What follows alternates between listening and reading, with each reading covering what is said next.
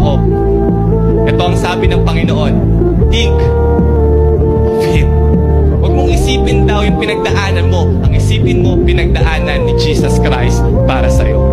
Kasi kapag ang focus mo, lagi ang pinagdadaanan mo, hindi mo makikita yung strength na meron ka kay Jesus Christ. I can do all things not because of my strength. I can do all things because of Christ who strengthens me. Kaya kapag ako ay nanghihina, titingnan ko lang kung ano ang strength ni Jesus Christ. Kung si Jesus Christ, He could resurrect from the dead. That is also the strength that God has given me. If Jesus Christ could heal the sick, if Jesus Christ could withstand all that bleeding, yung pinagdadaanan ko na to, wala to sa pinagdaanan ni Jesus Christ. I have a strength that could conquer every fear, conquer every doubt. Therefore, I have a strength stronger than my problem.